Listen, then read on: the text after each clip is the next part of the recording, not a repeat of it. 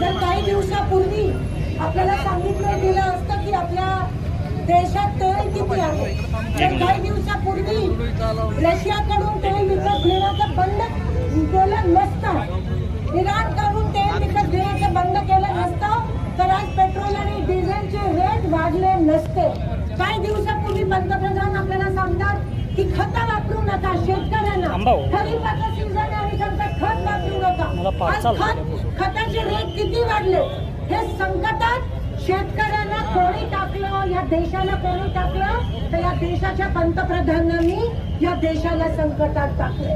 वेळ होती, युद्ध आपल्या देशात नाहीये, लक्षात घ्या, युद्ध आपल्या देशात नाहीये, युद्ध दूर देशात आहे.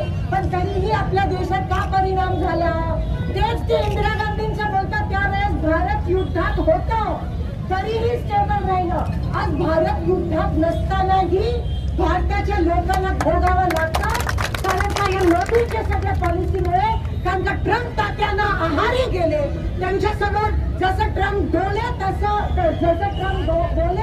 तसं मोदी डोले. केवळ अदानीचे जे गुन्हे ते माफ करण्यासाठी ट्रम्पच्या आहारी गेले आणि आपला शेतकरी संकटात पडला. मात्र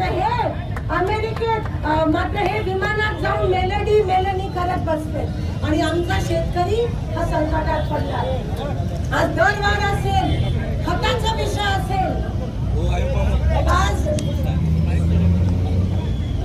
प्राइस महागाई असेल, आज सोयाबीन पीक विमा मिळत नाहीये, तुरीला पीक विमा मिळत नाहीये. शेतकऱ्याचे खूप मोठे हाल झाले. एकतर ह्यांच्या वाळूच्या ठेक्यामुळे शेतकऱ्यांना शेतीपर्यंत पाणी सोडायला या लोकांनी वेळ लावला, कारण का ह्यांचे पॉइंट सगळ्या ठिकाणी नदीमध्ये आहे. म्हणून काही असलं तर हे शेतकऱ्यांना पहिला टार्गेट बनवतात. हे फक्त उद्योगपत्यांचं हे सरकार आहे, शेतकऱ्यांचं सामान्य लोकांचं नाहीये. सामान्य लोकांना शेतकऱ्यांना झळ पोचतोय. मी तुम्हाला सांगू इच्छिते की आम्ही तुमच्या सोबत आहोत. तर सरकारने तुमच्याकडे पाठ वळवले, पण आम्ही आहोत. ही फक्त सुरुवात आहे, रस्ता रोको, ह्याच्या पुढे अजून आक्रोश होणार आहे. आज 5-6 जणांनी मेहनत केलं, पण ही फक्त सुरुवात आहे आणि आम्ही झुकणार नाही.